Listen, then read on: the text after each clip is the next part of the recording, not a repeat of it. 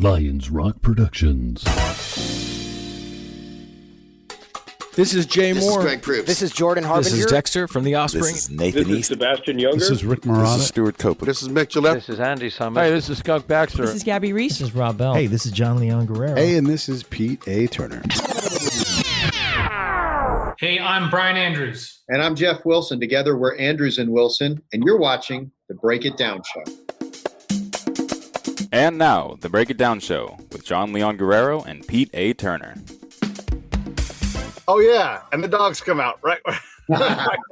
And the dogs come out. I love it. Who brought the dogs out? Hey, fellas, you've been on the show a bunch of times, and every time you have a new book, you come on, and I love that. Dark Intercept is the new book. Everybody's check it out. You can see it behind both Jeff and Brian, the team of Brian and Andrews who write action thrillers. I guess let's just do the elevator pitch on the book. It's a new series. Tell us about it, and then let's go from there.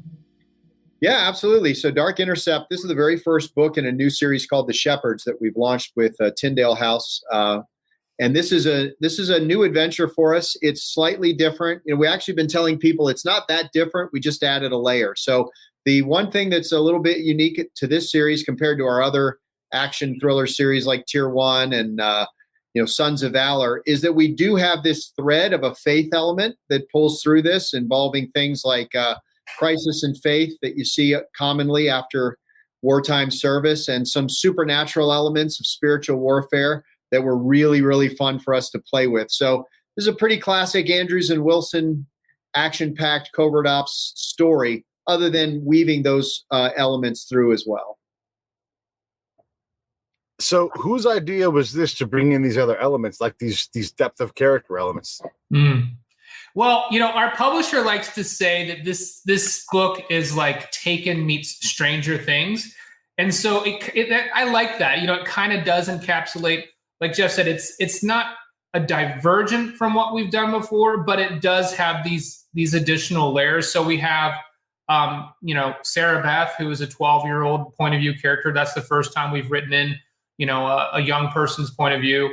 And like you said, like you hinted at there, Pete, the supernatural element. So Jeff dabbled writing horror and supernatural thrillers before, and I've always been really big into science fiction sort of as a interest, so we've kind of played around with some of these threads a little bit individually, and it just felt like a natural fit for us to incorporate them into this story. And we had a lot of fun doing it too. Yeah, it sounds fun. It's interesting. You think about these other characters. We've had Jeffrey Reddick on the show before. He wrote those stories where death is a character, Final Destination. And so there's death, and it's the protagonist or the antagonist, depending on how you look at it. Is that sort of what we're going to experience with this thriller novel? Yeah. So, you asked, where did the idea come from? It came, Brian and I, as you know, are best friends as well as business partners and co-authors. And so we spend a lot of time socially talking about stuff, right? Talking about faith and family and philosophy and all kinds of different things. And this whole idea of, good versus evil, it actually stemmed from a conversation. I can't remember what we were originally talking about, something with war. And I remember Brian got this weird look on his face. I want to ask you a question. Like, have you ever experienced feeling like you're in the presence of pure evil? And he had that kid grin he gets that I love so much. And I was like, honestly, I do. Overseas during a deployment, I can tell you there have been times where I felt like, this is beyond just bad people. This is what I'm experiencing here. This is real evil. And so the idea of running that thread of good versus evil into a book, what does that mean? What is good? What is evil? How do those forces play out in the lives of ordinary men and women? That little discussion one evening, that sort of was the launching point for this idea. And, Pete, we always start with that what if question we talked about before. Here we were like, what if there really are good and evil forces, this idea of good and evil from a biblical standpoint? What if those things are out there?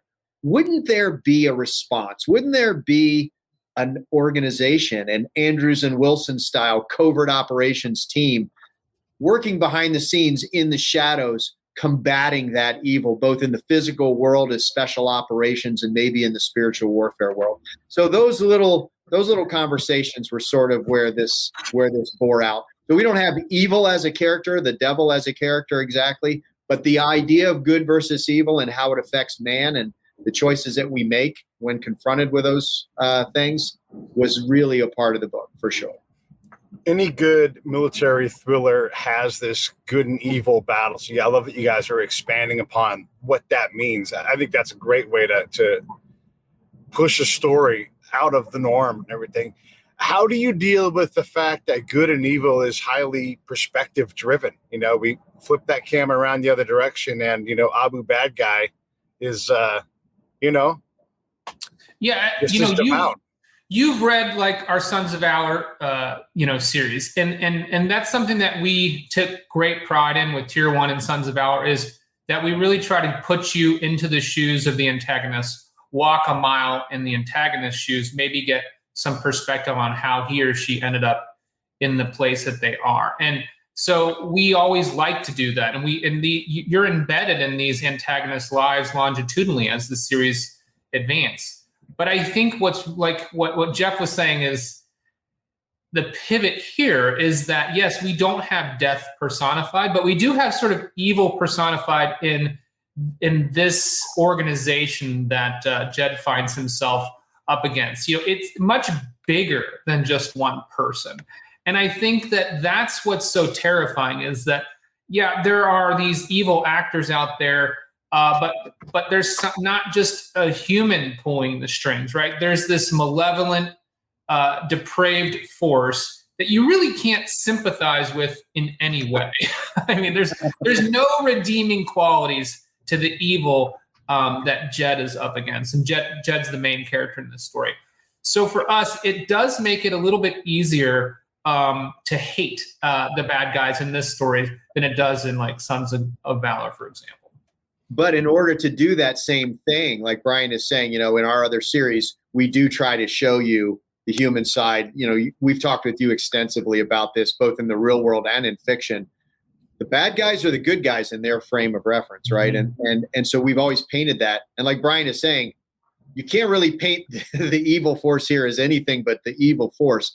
So what we did instead was we do have a few characters in the book, and it's hard to get too much detail without spoiling anything, but there's a few characters in the book that you'll see in the arc of the first 3 books where, yeah, they're in the bad guy camp, but you do have a bit of sympathy for how they got there, the choices that they made, the feeling of helplessness that, you know, maybe God isn't there for me because of these circumstances in my life, so I'm just going to choose the other camp. That was a challenge, I think, because we did want to find that balance like we found in the other books. Some of these, so I've spoken to evil face to face. That was part of my job, right, when I was doing the counterintelligence thing. And you have to find the evil people because they are your protagonist in real life, or antagonist, depending on how you look at it. Once again, so you go out and you find that guy and you're talking to him, and they've killed babies on command and become used to killing babies and women and anybody else, and they're beyond a thug. They really are evil, and there's no going back. There's no Darth Vader moment where they're saved. But these people exist. Yeah, I'm interested to hear, did you ever feel like, Pete, in the interrogations or the conversations that you had, were there some that you felt like had lost their soul, you know, just didn't have a soul, or some that were sort of hanging on to the edge and maybe you saw some humanity in their eyes? Or was it, I'd like to hear more about that. Yeah, no worries. Glad to explain it. Yeah, and just so the audience understands, I'm not an interrogator. I'm a counterintelligence agent, right? So I'm a spy. I'm trying to create relationships, and so I have to find the humanity in that person. Yeah. I have to find those things, because if I don't connect with them, I'm not going to survive, right? I need everybody to know that I'm on their side, and I have to be genuine. So I'm looking for points of trust and ways to, like when people say build rapport, there's a design in the rapport that I build, so that I know that it's there. Because if that guy who's evil personified said, hey, let's get in my car and let's go to my house, I want to feed you some fish, I need to figure out how to say yes to that, right? But I can't say yes to that if I haven't done the work ahead of time and accept that person for who they are. So I don't have to agree with it, but I do have to listen to their stories. So I for sure have talked to people who do not regard life in the way that any sane, normal person regards life. And yet they still love people. And so I'm sort of on this line of how do I protect myself? How do I go out and find information nobody else can find out, while talking to people that are the worst possible people that I can find? And I don't, that's not really an answer to your question, I guess, but it's just a contextualized difference in how I have to approach it, because I'm trying to balance the equation between the military and then the other side. And that means that I've got these free radicals that I'm forced to deal with, because they have the good information that we all need to balance the scale. But I think that's actually a really good answer to the question, Pete. It answers the question perfectly, because it by implication shows that no matter how bad the actors are and the things they've done are bad, there is this other redeemable human side to them, right? They love their kids. They love their wife. And there are some people that don't even have that. Look, I've experienced those people, and I know you have too. People that you're like, they don't love anyone. They don't love the kids. They don't have their own kid. They are pure evil. They're beyond redemption. There's nothing there. But there are those others that have that human side. And what we tried to do here that was kind of different was, here's the question we pose. Let me see what you think of this, because you're our philosopher. We love to hear from you on these kinds of things, right? So, Is it possible that if these evil forces exist, is it possible that everything we've seen over the last few generations that we call evil man is actually being driven by something else? Like, is Adolf Hitler in World War II and the destruction of millions and millions of communities and people, is Osama bin Laden, is this call for jihad and these things that we see, horrible things done in the name of these people? Could there be some evil force behind, whispering in the ears of just the right people to put them on a path to create a world so full of evil that it makes good people doubt their faith? That good people go, there can't be a God that would allow an Adolf Hitler or a bin Laden or a Haqqani network that cuts babies in half. And there can't be a God that would allow that to happen. And if you were that evil force, if we want to call it Satan or the devil or whatever, but if there's this evil force, wouldn't that be a brilliant way to subvert the goodness in the world? To simply put that doubt by creating circumstances so full of evil through weak people that you can make people say, wow, I give up on this God thing. There is no good. There is no God. There's just us and them. Wouldn't that be a brilliant tool to use? And so we do have that thread that we tried to pull through here. But in its heart, it's still men versus men, right? No matter what forces you've chosen to ally yourself with, at some point, you've got to kid up and go out and do the hard work, whether it's in Iraq or Afghanistan, throughout the world, or if it's in our fictitious world that we created in the Shepherd series, all over the world where these forces are fighting one another through man. So it was fun. I got to tell you, it was a lot of fun to be able to get a little outside of our normal box and bring those elements in. Yeah, I love it. I think it's fantastic. I want to talk a little bit about some of the things you just brought up.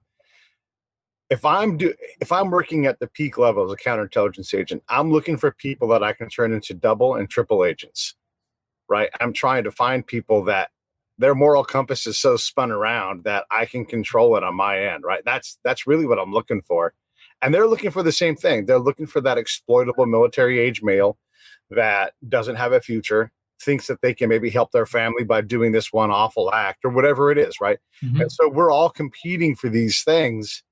And faith for sure is part of the equation. You have to deal with it. You might just exit out when you're deployed. There is no faith here. There's only war, and war is the God. But I used to train spies, right? And we would go out and have to do counterintelligence, force protection, source operations, which sounds like a mouthful, but really it's just doing our job.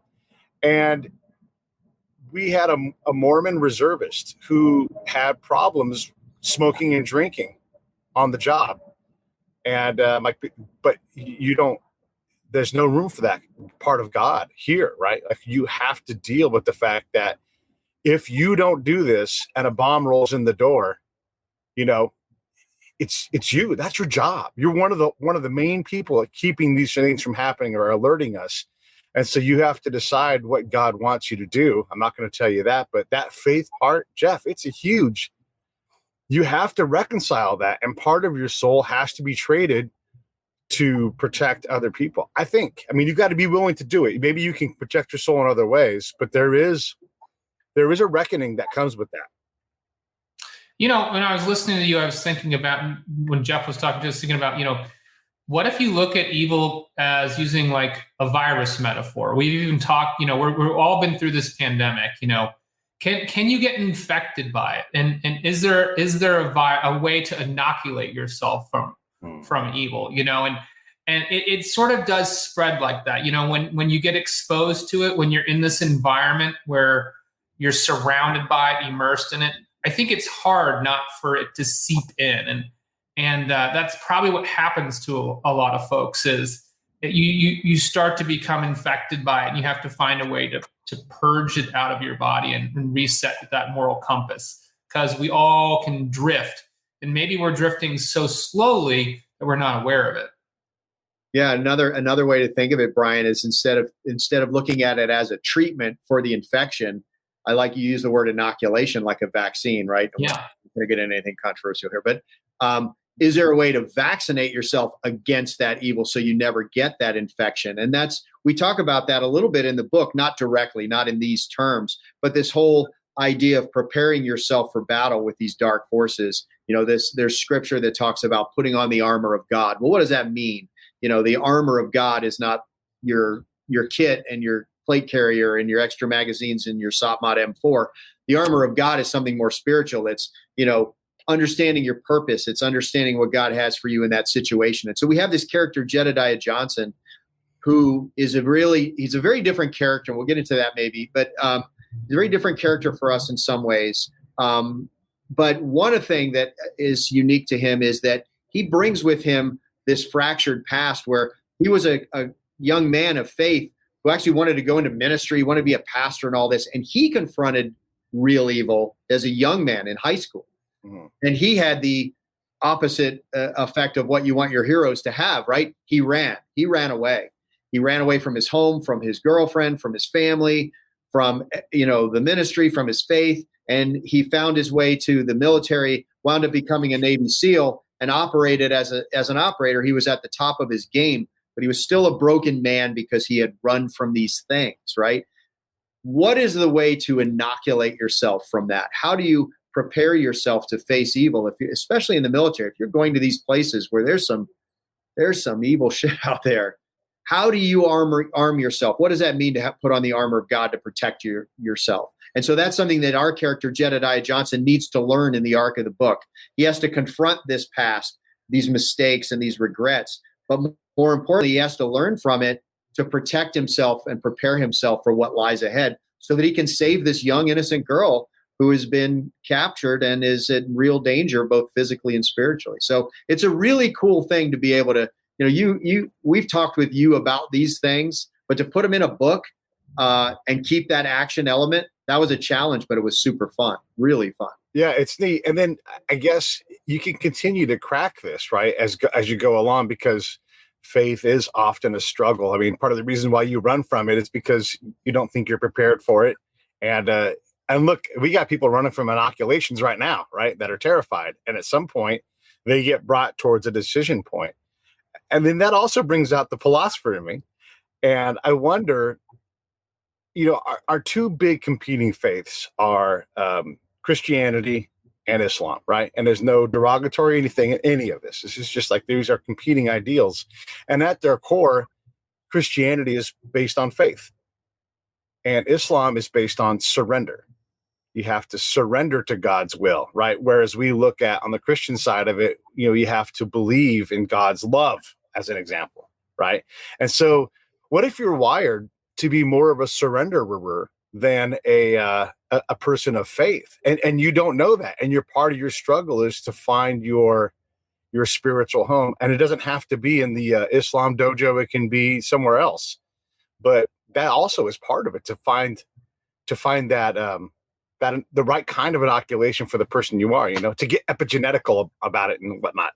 No, but that's right. It's personal, right? It's and that's the difference between faith and religion. I think.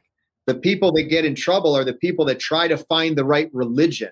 Religion is a man-made construct.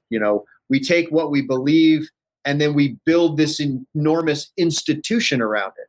But at its heart, faith is about relationship, right? It's about forming a relationship with God. It's about forming a relationship with fellow believers based on a philosophy, based on a belief, but it's relationship based rather than rules and institution based. And so one way you can separate yourself from the horror that is making those decisions of aligning yourself with a camp is to take the camp out of the equation altogether, get on your knees and figure out, what do I believe, and be in relationship. And then it is a form of surrender too, right? On the Christian side, you have to surrender to that belief and to that relationship. So I think that's where we get in trouble as men, is we institutionalize it. We take a God, we put him in a box, and we create our own bizarro world institution around him.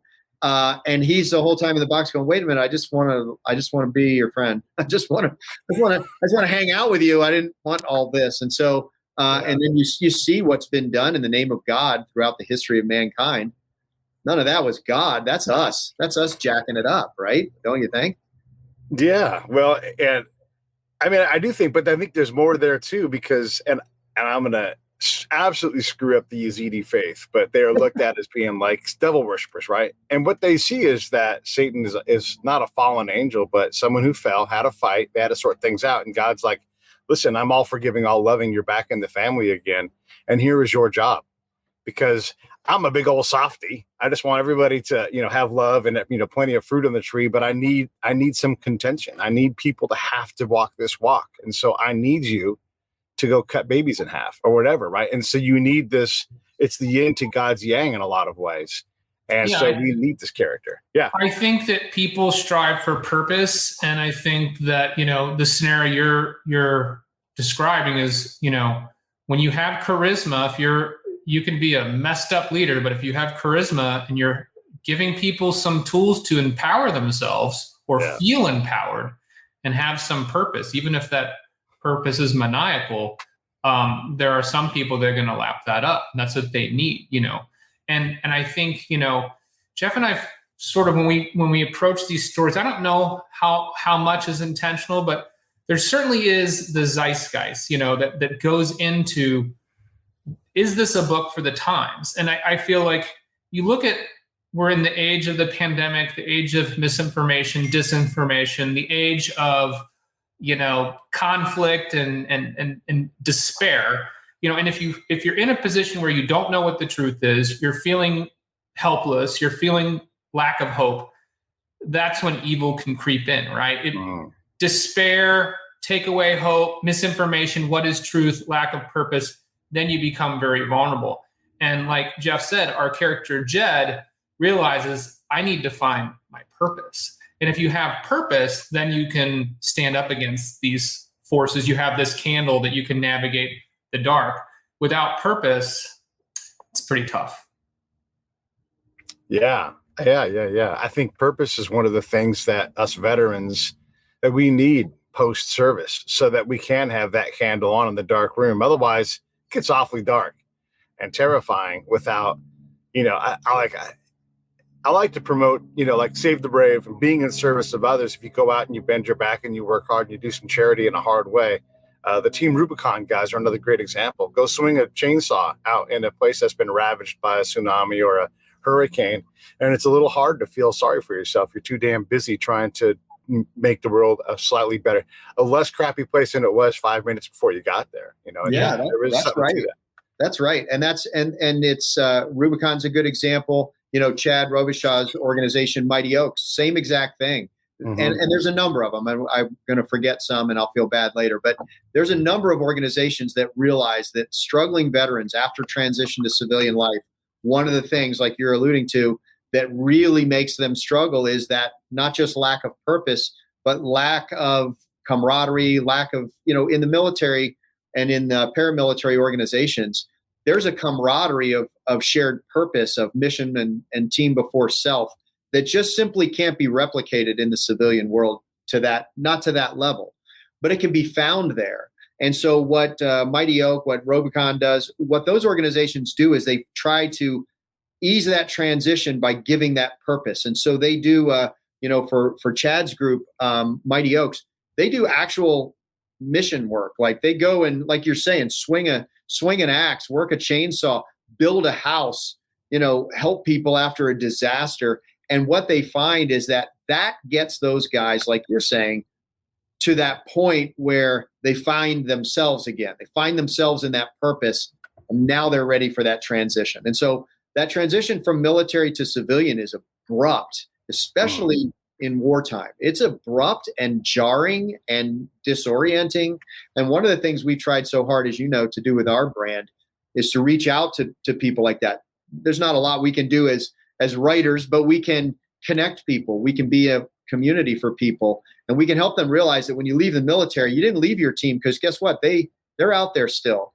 They've left the military. They're running a small business, or they're in medical school going to become a doctor, or they're in business school. They're out there doing some of the things that you want to do, and you can connect with those people, and we can lift each other up. We can mentor each other, and we can form a network of support and find that shared purpose and community again. And right now, with everything that's going on, and the withdrawal from Afghanistan, a lot of Afghanistan veterans are feeling like, what was it all for?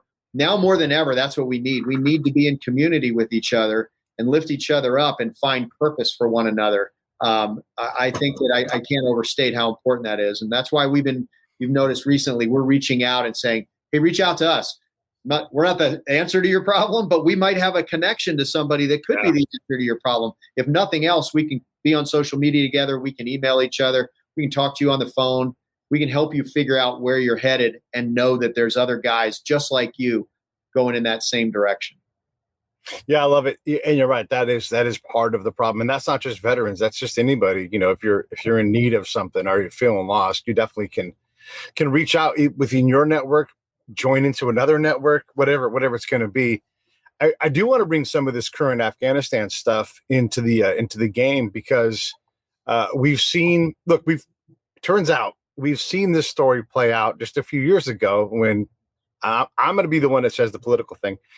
Incompetent Joe Biden struggled to get out of Iraq, just like he just did with Afghanistan. And so we saw hell break loose in Iraq, which, by the way, for anybody who talked to any Iraqis, yours truly, you knew that this was going to happen. It wasn't me knowing the future. I listened to the Iraqis. And they're like, get ready. It's coming.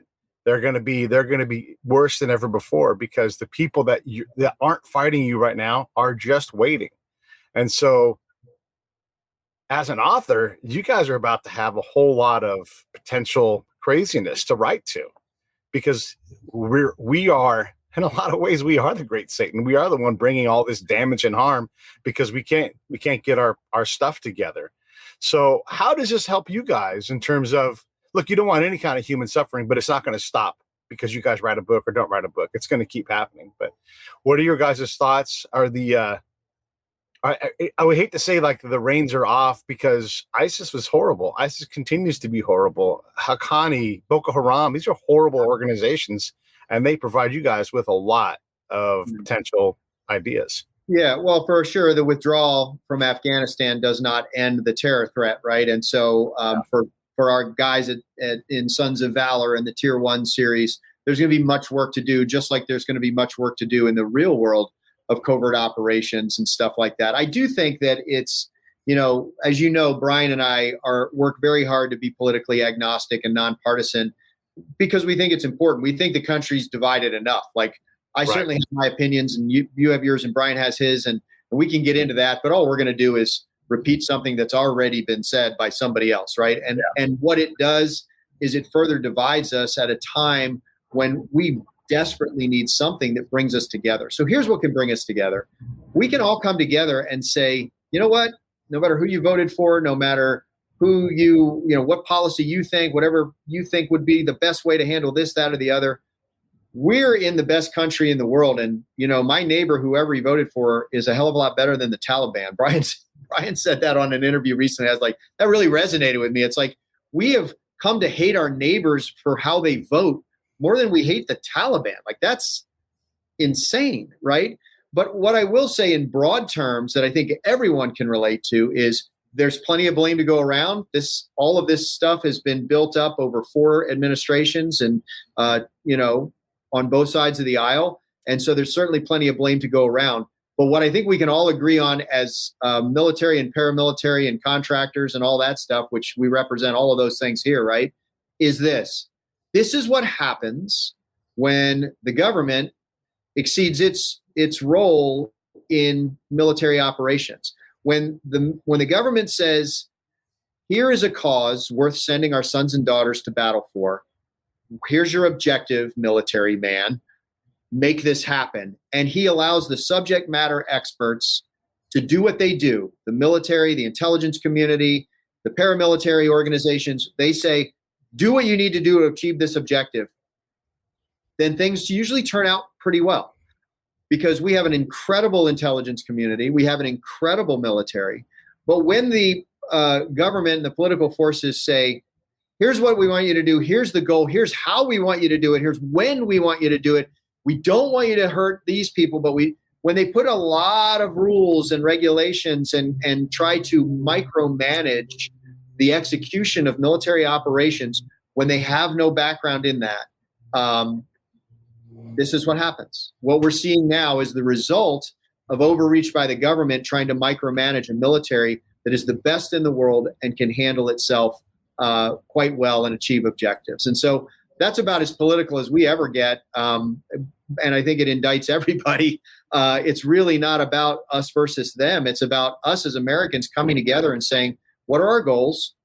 And then help us get them done. And let's stop fighting with each other. There's plenty of enemy out there that we can be focused on.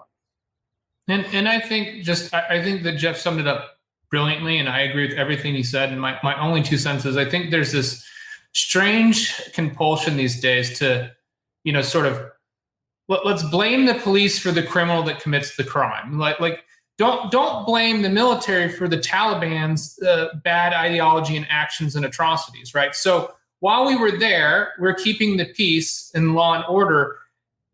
We've been there 20 years. So if we had left at year 10, they would have been ready for us to leave. And year 20, they're ready for us to leave. If we had stayed another 5, they'd still be waiting and ready for us to leave. So bar exterminating, barring genocide, wiping out every single Taliban person imaginable, they're just biding their time. And so, the exit was not executed brilliantly.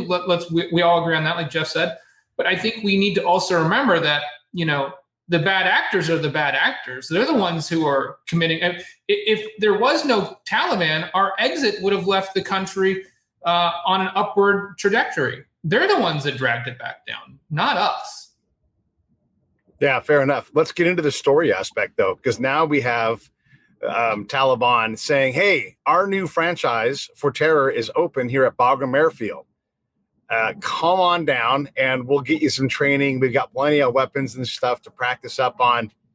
That has got to open up Pandora's box in terms of stories and possibilities. I mean, for right now, the Taliban is a very wealthy army.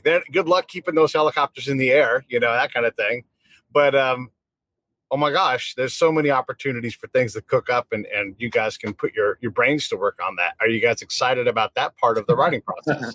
Having this massive story engine just churning.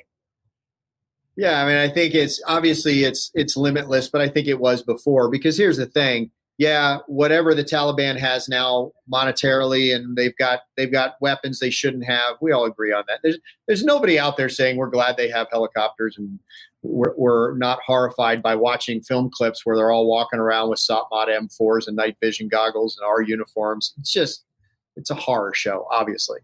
But here's the thing that is the same while it's different, and that is it's the ideology that has been empowered more than whether they have this weapon or that. They can kill me with an AK-47. They can kill me with Bob's M4. They both wind up with me dead, and it's horrible, right? So what I worry about more than the materials and the money, which will dry up, what I worry about is the them claiming a victory, them claiming a religious victory, them saying, see, Allah was on our side. The evil Americans are gone. And what does that do for their recruitment? What does that do for their ability to extend their tentacles and facilitate the tentacles of Al-Qaeda and Boko Haram and ISIS and Haqqani and all these bad players? Are they going to be emboldened? So I'm not worried as much about what's going to happen in terms of our national security in Afghanistan. I'm worried about how will these people now be emboldened to take this battle to Europe, to try to take it back to the United States, to some of our other allied partners in the Pacific, et cetera. We've seen those terror organizations growing there already. As a writer, I know that's what you want to talk about, is how does it affect the storytelling? You're right. That's rich fodder. I would have a hard time celebrating it, I guess, because I'm an American and a military man, and I've had my own injuries, and I have brothers who have left it all on the battlefield and bled on the battlefield, and I certainly don't celebrate any of that. But from a creative standpoint, limitless opportunity for us to develop scenarios for Chunk and his boys at the Sons of Valor series, and of course Dempsey and all his angst over in the Tier 1 universe. So it's a worldwide conflict, and that certainly is good for writers. You're right about that. Brian, have you cooked up anything good for us? Not like you guys are writing less books. You're writing more books per year. So, yes, we don't want to celebrate the atrocities and everything in Afghanistan. However, there is an airfield full of tools and toys and weapons and bad guys. Yeah, well, I think Jeff nailed it. There's plenty of fodder there. We have a book. Sometimes we feel like we're prescient, Sons of Valor, the first book, we were sort of playing around with this idea of what happens if the enemy in what was a asymmetrically dominated battle space suddenly starts to have our technology. And now look, this is exactly what's happened, right? So we wrote that 18 months ago, and, in some scary way, it's coming true. We have a book coming out in December called Rogue Asset, where we took over the Webb Griffin Presidential Agent series.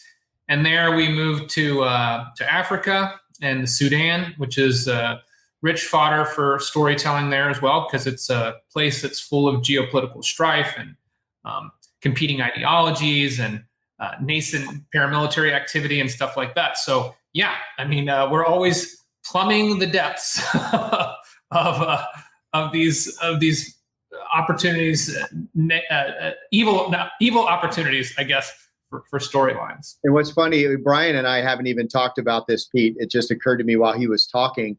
The second book in the Sons of Valor series comes out next June, which we're super excited about.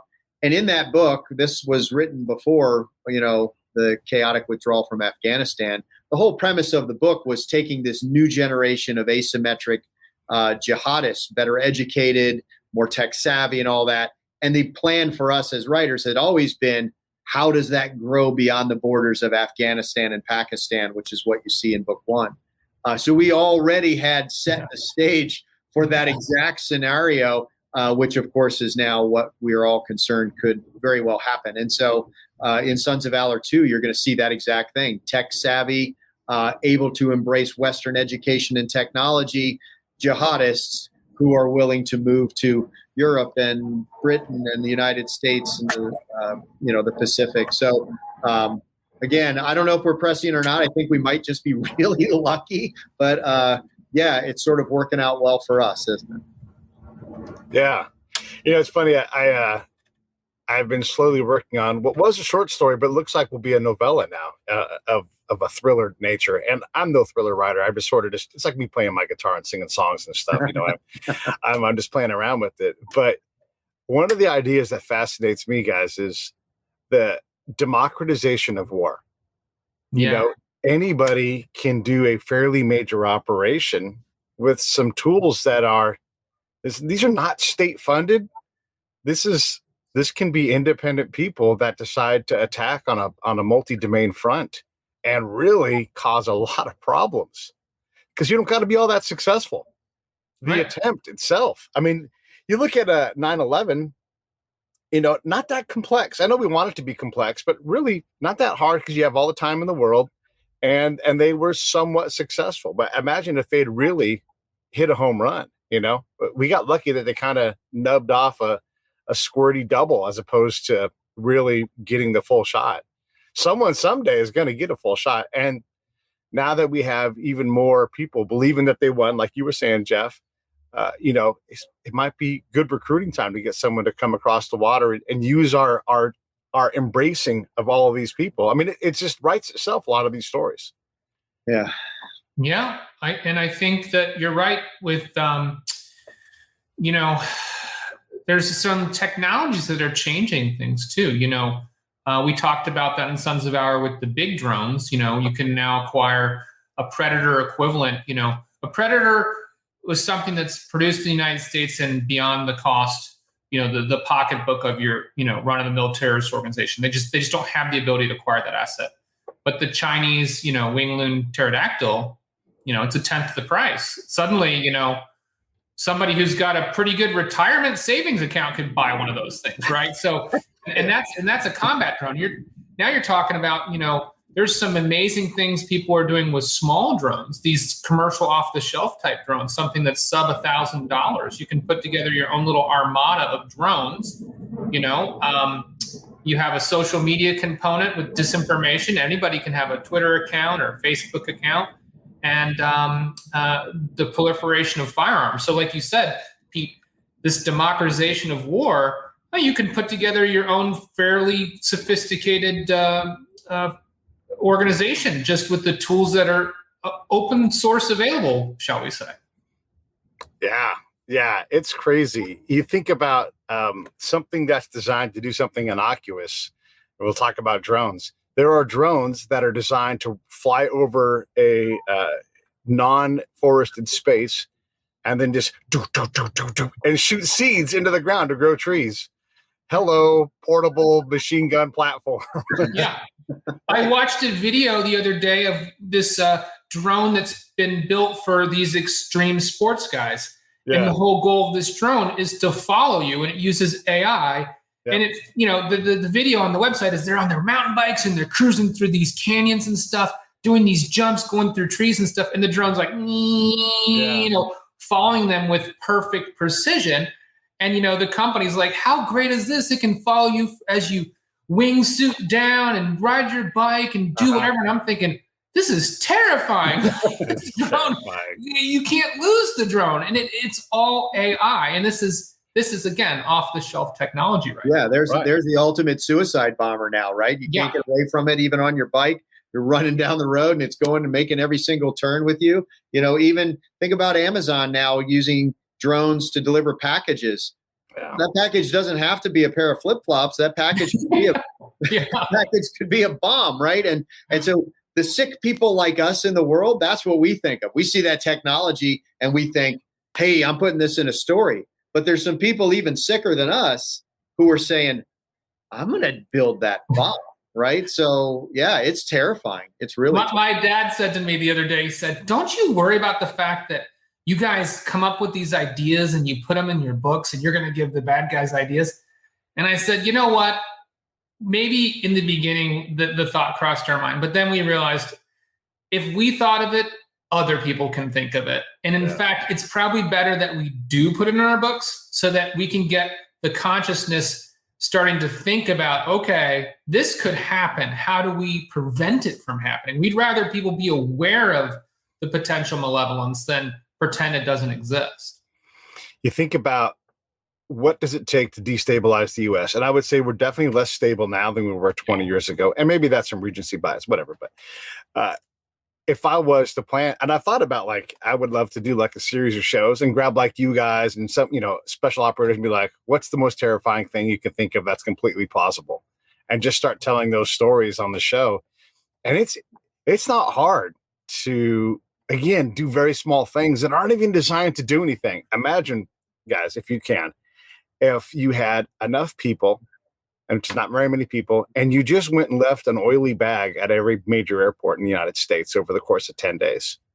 Just an oily bag. They would freak out, and you'd be like, what is going on? Remember how badly we freaked out about the clown thing? And everybody's like, there's clowns everywhere. It was just a bunch of hoaxes. And it freaked people out. No, you don't understand. They were killing people. Were they? Were they really? I mean, in any kind of significant way, no. It was just people wore clown costumes and it became something, and people lost their damn minds over clowns. right?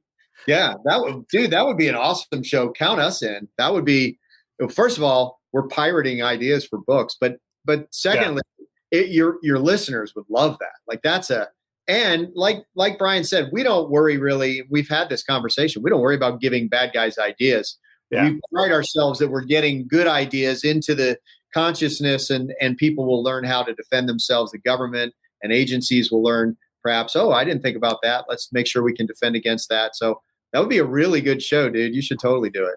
Yeah, do a whole series of it. Like, what's the most terrifying plausible thing that can happen right now? Yeah, and you're right. The conversation is important, because if we don't have them, who is going to have them? Well, the bad guys are going to be the only ones having them. And institutions don't move fast enough. That's why they hired guys like you guys. Do you recall before the Munich massacre at the Olympics? They had a threat analysis guy, and he's like, you could have some Palestinians who kidnap some Israelis, and like he exactly predicted the operation, and it's so crazy that these things exist. Let's talk a little bit about Webb Griffin and what you guys are doing, what you got coming up next. Yeah, go ahead, Brian. No, I kind of already gave a little primer on it. But, everyone who's been a thriller reader knows about Webb Griffin. I mean, he's written 50, 60 novels, just an iconic, sort of groundbreaking author in the space. Passed away, I think, a year and a half ago now. And one of his most famous and interesting series was The Presidential Agent, which follows Charlie Castile. And he's sort of kind of like a lone wolf guy with his occasional team who goes out and takes on the most impossible problems ordered directly from the President of the United States. As you can tell when you hear that description, it sounds right up Anders and Wilson's alley, which is, I think, why Tom Colvin over at Putnam tapped us to take the reins. And we're so excited because we get to write Charlie Castile, but we also, have a time gap in the series. So it's been 8 years since the last book in real life. And it's been 8 years in time since in our fictional universe where Charlie strapped a drop holster on. So I'll pass the reins back to Jeff so he can tell you a little bit more about it. But that's where we pick up with Charlie is 8 years later. And that was cool because it made it easier for us. I will tell you, if you have to write the next story that picks up, 2 days later, that's a lot of challenge. But because there's some time gap, 8 years, there's a new, one or two new presidencies have occurred and the geopolitics have changed. Castile in our world has retired, but is called out of retirement to bring the presidential agent program back. But what it gave us was an opportunity to introduce some new characters into the series, right? So, Charlie has got a lot of fight left in him for sure. Any fans of him don't need to worry. He's in the fight. But let's be honest, he's getting a little long in the tooth, right? I mean, he's got to be pushing 60 years old, and he's not going to be the guy that's, doing all this stuff by himself. And so we have this idea that he's training the next generation of presidential agents. So we had the opportunity to introduce a brand new character. It's so funny. We got through our social media, something came to us just today, this morning, that says, I love the Navy SEALs, but why is it always a Navy SEAL? Where are your Marines? Where's the MARSOC guys? And I was able to reply, we've got one for you. So our new presidential agent in training under the mentorship of Charlie is a Marine Raider, and he's our reluctant hero. He's doing his stuff in the war on terror. He has no interest whatsoever at being plucked out from his team and going and being one of the Smiths or Jones. You've been out there, Pete. You know how it is. Those guys come, you're like, I don't want to even talk to those guys, much less be one of those guys. And so here he is, at the order of the president, requested to give his service and learn a whole new universe. So that was really cool. We've got the new cast of characters as well as the original characters that we can exemplify in this book. Really, really, really fun. It was a little daunting without that 8-year gap. Not sure we emotionally could have handled the pressure of trying to write Webb Griffin. But I will say, I got to give a shout out to Tom Colgan, our editor at Putnam. The best thing he did for us was early on, when he saw us ruminating about, the pressure of writing in the iconic Webb Griffin space, he said, listen, guys, we didn't hire you to write Webb Griffin. No one can do that. There's only one, and he writes the way he writes. You do not need to be trying to replicate anything. What you need to do, what we are asking you to do, is you write the best Andrews and Wilson novel that honors the Webb Griffin series, that pays homage to him, and brings his characters back to life in your own voice. Once he told us that, I was like, all right, that we can do. That we can definitely do. So we're really excited to see what people think, because we think we did a good job with it. Oh, I know you guys did a good job. Come on. There's no way. So that book is done and we're coming out in December. Is that right? Or are you guys not quite done? Yeah. It's done and ready to go. Let me ask you, and I want to ask this carefully because I don't want to be too prying, but you guys have your own successful brand, Andrews and Wilson, and now you're writing Webb Griffin.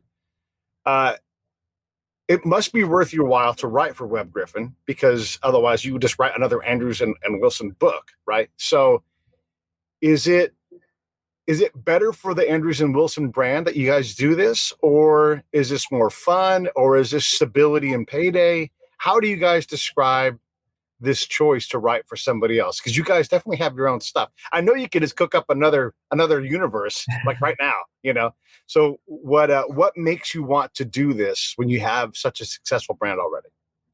I mean, I think it's a multifaceted question. First, I mean, it's sort of like somebody drives up in your driveway and they pull in and there's a, pick your favorite sports car, a Tesla or Lamborghini or whatever. And they're like, hey, do you want to take this thing on a spin around the block? Yes. It'd be hard to not look at it and be like, yeah, sure. So, I mean, that's part of it. I mean, a little bit of excitement and, kid in a candy store sort of wide-eyed approach to, hey, they're giving us a chance to write this series, write this character. And that's kind of hard to pass up, I would say, number one. Number two, I mean, like Jeff said, Tom Colgan is the guy who, discovered and sort of managed Tom Clancy's career. So, I mean, how could you not want to work with somebody who is that talented, that plugged into the universe, Tom Clancy's former editor? I mean, that's kind of hard to walk away from as well.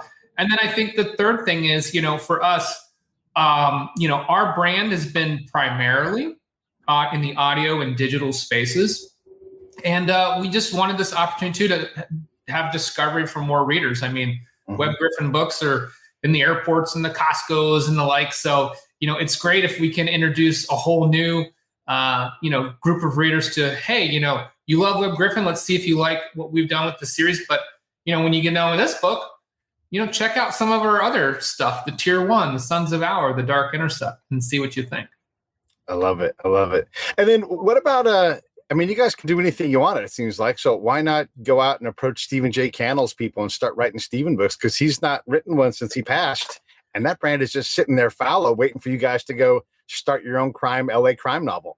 That would be a lot of fun. That would be awesome. But the reality is, it turns out there is only so much room in the Andrews and Wilson bucket. What? That's not true.